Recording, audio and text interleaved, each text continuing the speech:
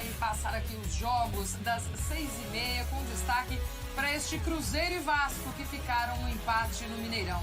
Certo, André Donk, seja bem-vindo, amigo. Beijo pra você. Beijo, Glaucio. Prazer estar aqui com você, com o André, com o Silas. Grande abraço para você, fã de esporte. Pois é, um empate amargo para o Cruzeiro, que teve boas oportunidades na reta final. O jogo em si, não só o primeiro tempo, eu falar especificamente da primeira etapa de muita intensidade, um jogo agradável de se ver, mas depois do intervalo também teve essa atuada. Acho que até no primeiro tempo o Vasco teve mais oportunidades claras, mas na segunda etapa houve um crescimento do Cruzeiro, buscando o empate numa situação de bola parada. Lógico, temos que falar muito da ausência do Matheus Pereira, faz uma diferença enorme, ainda que não esteja no seu melhor momento da temporada, mas é um dos grandes jogadores da temporada do futebol brasileiro. É um Cruzeiro que, lógico, tem toda a situação de ter jogado no meio de semana, mas acaba lamentando pelo contexto do jogo, até por ter tido um jogador a mais na reta final da partida. Bem-vindo, seu Silas, beijo pra você. Tudo bem, Glau? Beijo pra você, pro André, pro Kifuri, né? Pro André. Pro André. Vamos estar de volta com vocês aqui. Eu acho assim, um jogo também, esse jogo especificamente, enquanto o Coutinho esteve em campo, foi um Vasco. Depois da saída do Coutinho e a expulsão, o Vasco com um jogador a menos, o Cruzeiro foi para cima, Zé Ivaldo foi lá de cabeça, fez um gol muito parecido com o gol que o Arboleda fez contra o Corinthians, bem parecido, e o Cruzeiro depois com um jogador a mais, colocando muita pressão ali, óbvio que em contextos diferentes, porque o Cruzeiro vivo ainda nas outras competições e o Vasco já jogando somente essa, né? Tudo bem, André Kfouri? Seja bem-vindo, um beijo para você. Eu acho que o elenco do Cruzeiro tem muitos jogadores que podem se adaptar rapidamente ao tipo de futebol que o Diniz entende que é o futebol melhor para ser jogado. Todo mundo conhece como ele enxerga o jogo, mas isso, claro, ainda não aconteceu. E o Vasco consegue um ponto que é muito importante e é um ponto que é um produto dessa capacidade de competir em situações adversas, que é a característica do time nesse ano. A partir do momento que o Cruzeiro tem a bola, aparentemente não tem muita ordem, né? O futebol do Diniz é assim, mas para que os jogadores exerçam essa intuição coletiva, porque não adianta um pensar em uma coisa e outro em outra, estou sendo bem simplista aqui agora, é preciso tempo de convivência jogando o futebol assim, é preciso treinamento, é preciso jogo para que as ideias do Diniz sejam executadas da forma que ele quer. Agora, o Diniz também sempre diz isso, né? Quanto mais inteligentes são os jogadores e capazes tecnicamente, mais rápida é essa adaptação. E eu acho que o grupo do Cruzeiro, como eu falei agora há pouco, tem muitos jogadores que, assim, a gente pensando no futebol que o Diniz gosta, que é a melhor fase da carreira dele no Fluminense, que é o trabalho mais bem executado e mais bem acabado, porque levou a uma conquista, que foi a Copa Libertadores, a impressão que a gente tem é que o Cruzeiro vai conseguir fazer isso, mas ainda não faz, hoje não conseguiu fazer. Depende muito da aceitação dos jogadores desde o início, deles estarem abertos a um novo futebol e se dedicarem. Eu não vejo nenhum motivo para que nada disso aconteça, né? Eu não vejo nenhum motivo para que nada disso não aconteça. Eu acho que muita ordem, né? O futebol do Diniz é assim, mas para que os jogadores exerçam essa intuição coletiva, porque não adianta um pensar em uma coisa e outro em outra, estou sendo bem simplista aqui agora, é preciso tempo de convivência jogando o futebol assim, é preciso treinamento, é preciso jogo para que as ideias do Diniz sejam executadas da forma que ele quer. Agora, o Diniz também sempre diz isso, né? Quanto mais inteligentes são os jogadores e capazes tecnicamente, mais rápida é essa adaptação. E eu acho que o grupo do Cruzeiro, como eu falei agora há pouco, tem muitos jogadores que, assim, a gente pensando no futebol que o Diniz gosta, que é a melhor fase da carreira dele no Fluminense, que é o trabalho mais bem executado e mais bem acabado, porque levou a uma conquista, que foi a Copa Libertadores, a impressão que a gente tem é que o Cruzeiro vai conseguir fazer isso, mas ainda não faz, hoje não conseguiu fazer. Depende muito da aceitação dos jogadores desde o início, deles estarem abertos a um novo futebol e se dedicarem. Eu não vejo nenhum motivo para que nada disso aconteça, né? Eu não vejo nenhum motivo para que nada disso não aconteça. Eu acho que tudo isso a gente vai ver em campo, mas quando você faz uma troca de treinadores, com a temporada das Copas indo para o fim e o Campeonato Brasileiro já na sua reta final, você na verdade está fazendo um movimento pensando no ano seguinte.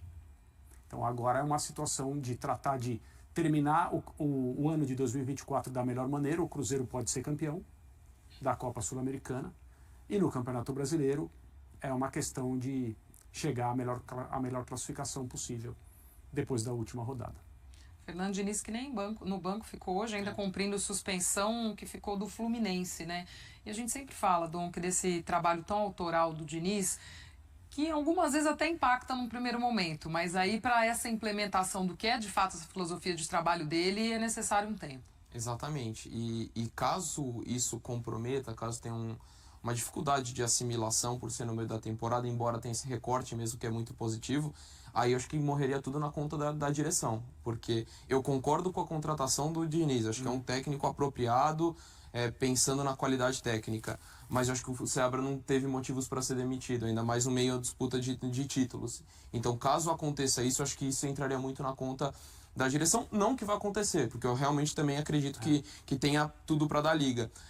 Eu também não acredito que vai ser uma mudança drástica do dia para noite, da noite para o dia, mas você vê alguns elementos de um jogo mais curto, alguns jogadores, talvez o Villalba, por exemplo, pode ser um zagueiro que possa ganhar mais espaço pela qualidade na saída de bola. Então, já pensando, projetando no que pode acontecer, acho que um cara que pode ser muito potencializado e que para mim já vem sendo os nomes do Cruzeiro na temporada desde que chegou, o Matheus Henrique. Acho que ele é um cara que tende a crescer muito com o estilo de jogo do Diniz.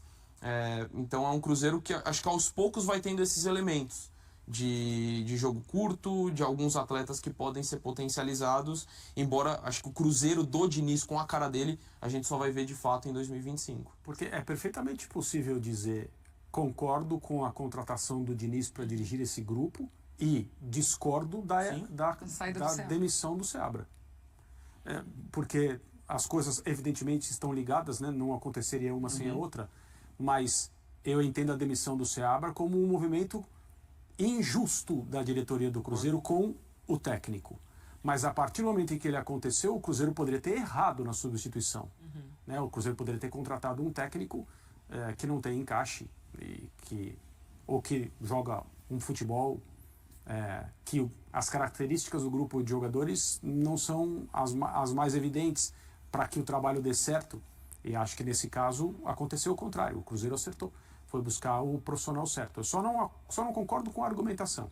Né? Então se trata de, no momento em que as coisas começaram a escorregar um pouquinho, embora na Sul-Americana o Cruzeiro viesse bem, né? Os jogos do Campeonato Brasileiro começaram a passar uma imagem um pouco negativa, o torcedor, não que tenha perseguido o Seabra, mas de maneira geral, tanto o comportamento da torcida quanto a decisão final da diretoria tem a mesma origem. É muito mais simples, muito menos trabalhoso você apontar o dedo por um treinador que ainda não tem experiência, cuja trajetória é curta, mas que sem os reforços levou o Cruzeiro a uma classificação momentânea no Campeonato Brasileiro que ninguém esperava, passou a ser vítima da própria expectativa que ele criou. E aí, no momento em que os reforços chegaram e o Cruzeiro não se transformou no Manchester City de uma hora para outra, é simples, né? Apontar o dedo para o treinador. Para qualquer treinador seria. Alguém ainda que vai fazer os seus trabalhos no futuro, os seus melhores trabalhos, porque os próximos clubes do Seabra vão aproveitar um treinador muito promissor, que o Cruzeiro não soube aproveitar. Mas a coisa mais simples a fazer no futebol brasileiro, é claro, é falar, você sai, a gente traz Aqueles áudios vazados tinham deixado muito claro, né, André? Então, que na primeira oscilação o Seabra não ficaria, né? Então, e assim, o que é mais curioso nessa história, eu já falei isso aqui na edição do Sport Center, da qual eu participo mais, que é a edição das 8 da noite, que, com o perdão do trocadilho, que nenhum cruzeirense fique bravo comigo, porque não é para provocar ninguém, mas aquilo ali foi um canto de galo do dono da SAF do Cruzeiro. É sério, não aconteceu bronca no Diniz. Ele estava só contando uma historinha para um amigo que não correspondia à verdade, era uma brincadeira. O problema é que quando isso vaza, o efeito é o pior possível, porque é como se ele tivesse dado a bronca. Porque o grande drama de uma história como essa é a relação dos jogadores com o técnico. Quer dizer então que é o dono que escala? É isso então? Então, naquele momento o Seabra se reuniu com os jogadores, tentou explicar para eles que quem tomava decisões sobre escalação, escolha de jogadores era ele, mas ele sabia, eu creio que ele sabia que a qualquer momento a coisa poderia acontecer e aconteceu. Eu concordo com o André, com os dois Andrés, né, com relação à demissão injusta do Fernando Seabra. A gente trabalhou junto no Ceará, ele foi meu auxiliar técnico, a gente foi campeão junto lá e um cara muito capacitado, mostrou isso nesse início de trabalho aí, sozinho. Já estava com o Paulo Autuori fazendo a voz do campo, enquanto o Paulo do banco sentado ia dando as coordenadas para ele. Mas, e também concordo com o Kifuri quando ele fala que para esse trabalho do Diniz, alguns jogadores, o William, não só o Matheus Henrique, o William também pensa rápido, Isso. o Caio Jorge pensa rápido, o Lautaro Dias também, jogador que pensa rápido. Eu não sei quando que o Matheus Pereira volta, mas um jogador que vem crescendo muito e é um nome já desse campeonato brasileiro. Agora, pensando com cabeça de dirigente, não que eu tenha sido, mas trabalhei com muitos, então estão trazendo o treinador que é campeão da Copa Libertadores contra o Boca Juniors e também elimina a LDU, que é campeã da Sul-Americana contra o Fortaleza. Nos pênaltis tudo bem, mas foi campeão. Então na cabeça do dirigente é menos peso para ele quando você vai jogar agora a fase semifinal, né, de Copa Sul-Americana, e o Cruzeiro chegou muito bem, 2 embates sim, dificílimos contra o Libertad, que é um time também que sempre chega, mas você tem um treinador que é recentemente campeão de Copa Libertadores, é Supercopa, né? O campeão da Libertadores com o campeão, ou seja, tudo bem que os dois foram no Maracanã e tudo, mas o Diniz é esse cara campeão. Agora, não resta dúvida de que houve uma injustiça com o Seabra e que o Seabra daqui a pouco vai estar galgando outros patamares, porque a exemplo de Roger Machado, a exemplo de Thiago Carpini, que ainda está no começo, a exemplo de outros que começaram bons trabalhos, mas por força da juventude, por força na cabeça do dirigente, dessa inexperiência. Lázaro, aqui no Corinthians mesmo, no primeiro assim, indício de instabilidade, a primeira ideia foi demiti-los. Já chega com a desconfiança de torcida, muitas vezes até dos próprios dirigentes, enfim, né? Já chega com uma pressão diferente. A gente vai ver aí o lance da expulsão do Matheus Carvalho nessa partida. No segundo tempo já, o cartão vermelho, a gente até falou citou este lance. E aí, agora no detalhe aí pra gente, a entrada do jogador do Vasco. Para mim, expulsão corretíssima. Às vezes as pessoas olham a consequência do lance e, sinceramente, isso pouco importa. Ele poderia ter colocado o adversário em uma situação ele colocou o adversário em uma situação muito arriscada, que ele pega a coxa, mas se pega o joelho, poderia ter sido algo muito grave. Então, sinceramente, a questão da consequência, para mim, pouco importa. A partir do momento que ele assume o risco, é lance para vermelho, independentemente do que com acerte o adversário não. Que bom que foi mais pegou mais a coxa, né? Não causou uma lesão séria no adversário, mas isso não mudou a cor do cartão. E além da expulsão, né, da atitude totalmente equivocada, ele reagiu muito mal à situação, né? Sim. Discutindo com todo mundo, dando tapa na mão do adversário, depois também na saída do campo. Então o Matheus Carvalho foi muito mal na entrada e também no comportamento após o cartão vermelho. No ângulo imprudente, né? Desculpa, Glaucia, no ângulo mais perto e que mostra a bola o tempo todo, infelizmente não é esse ângulo que a gente acabou de mostrar, é perfeitamente notável que o jogador do Vasco esquece aquela coisa esférica que está em disputa quase todo o tempo. Nesse lance não esteve em disputa. Então ele vai com a perna por cima, pisa na coxa, acabou a conversa. O árbitro está tá em cima do lance ali. 3 metros, 4, um pouco mais, talvez, assim. Uma coisa que não tem muita explicação. O Vasco poderia ter perdido o jogo hoje por terminar a partida com um jogador a menos. Não aconteceu porque o Cruzeiro desperdiçou algumas chances, o Vasco se defendeu bem. Mas essa expulsão é indiscutível. Não tem. Isso aí é uma agressão. Ele foi imprudente ali no lance, né? E poderia, de fato, ter colocado pelo menos esse empate do Vasco a perder, né? Um ponto importante, fora de casa, contra um adversário muito ali de faixa de tabela, né? Porque tanto o Vasco quanto o Cruzeiro estão ali com o resultado, o Cruzeiro ficou na 8ª colocação, o Vasco é o 9º, e os dois brigando ali por vaga de Sul-Americana. Por enfim. essa reação, Glaucia, muito negativa que o Dom que pontuou, ele pode sofrer até punições mais severas, o que eu acho que até caberia. Porque, independente, óbvio que a gente não tem nada pessoal contra jogador nenhum, mas a atitude dele, depois que ele é expulso, se o jogador do próprio Vasco não tira dali, ele agrediria o árbitro, inclusive. Então, isso não pode acontecer, porque em muitos jogos, e não foi uma coisa pensada, ele estava muito fora, assim, de si, porque o jogador, quando ele está pensando em levar alguém com ele vai para uma outra agressão, tal, para tentar tirar mais alguém, para minimizar o dano, mas ali não foi o caso. Então eu acho que caberia até uma punição maior para que isso não volte a acontecer. Dá uma repassada na primeira parte da classificação do Campeonato Brasileiro, só para a gente ver, inclusive, a posição que Cruzeiro e Vasco ocupam nesse momento, depois desse empate em 1-1.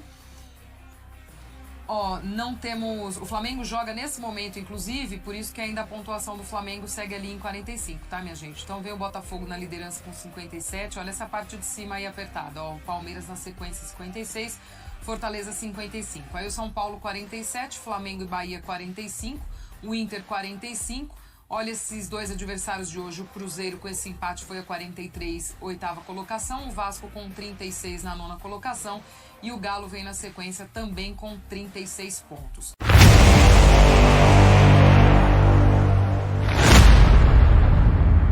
O Cruzeiro vive um momento crucial da temporada. Após garantir vaga na semifinal da Copa Sul-Americana, o time celeste agora precisa conciliar a busca pelo título continental com a disputa pelo G6 do Brasileirão.